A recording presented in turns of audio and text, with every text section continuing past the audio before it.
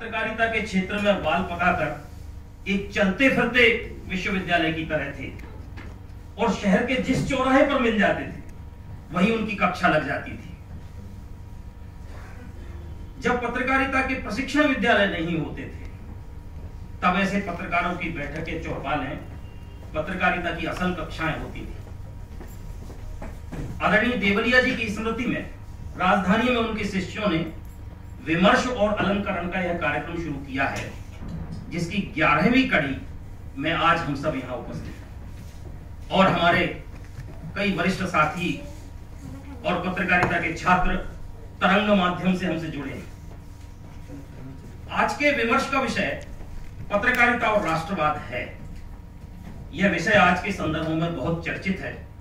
जैसा हमारे मंच संचालक ने कहा, साथी ने, कि आज का ज्वलंत विषय है। प्रासंगिक तो है ही, इसकी कई व्याख्याएं, मत सम्मतियां समस्त आग्रह पूर्वाग्रहों के साथ चल रही हैं। यह आग्रह, पूर्वाग्रह, दुराग्रह इसके व्याख्याकारों से संबद्ध ज्यादा मानना चाहिए। राष्ट्रवाद कोई नई या अनोखी चीज नहीं है। स्वतंत्र संग्राम में देश के महान नेताओं के संघर्ष का फलसफा ही इस पर केंद्रित था।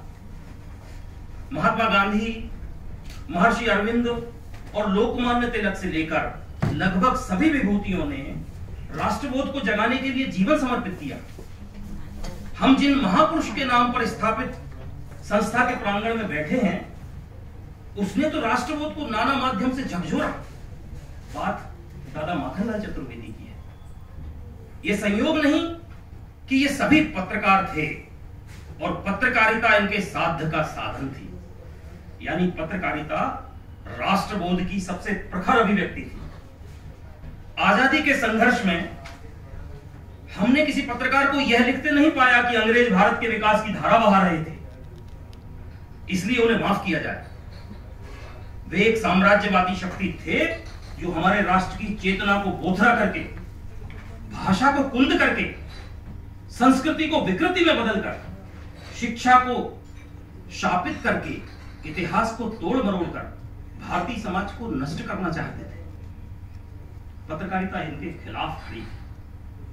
क्या आज वे शक्तियां खत्म हो गई? इसलिए राष्ट्रबोध की जरूरत आज भी समाप्त नहीं होती। आज प्रच्छन्न खतरे। हमने 75 साल पहले ही दास्ता का जुआ उतारा है। इसके बाद हम समावेशी संस्कृति को मजबूत करने में जुट गए। देश के विकास की दिशा तय करने में हमारे नीति नियंता जुटे रहे। हम बहुत सी चीजों को दुरुस्त नहीं कर पाए हैं। कुछ जगहों पर प्राथमिकताओं से भटके भी। हमारी भाषा पर आज पहले से ज्यादा संक्रमण है, आक्रमण है, अतिक्रमण है।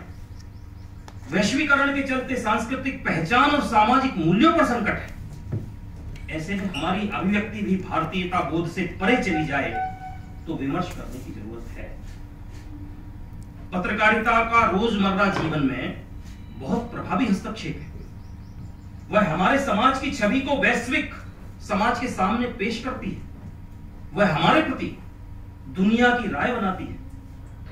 तो उसके राष्ट्रबोध की चर्चा की और अधिक जरूरत है। आजादी का अमृत महोत्सव इस विमर्श का अच्छा अवसर है।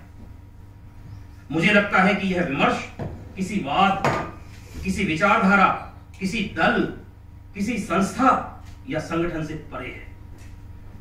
यह मौजूदा समय और समकालीन समाज के लिए वांछित है। पंडित भुवन भूषण देवलिया स्मृति व्याख्यान माला समिति ने इसी सोच के तहत विद्वज्जनों के विचार जानने, उन्हें पत्रकार साथियों और प्रबुद्ध जनों तक पहुंचाने के लिए आपके समक्ष यह विषय रखा है। इस पर आप विद्वान वक्ताओं को सुनेंगे।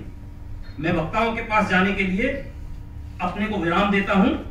आप सबका एक बार फिर स्वागत, अभिवादन और अभिनंदन करते हुए धन्यवाद।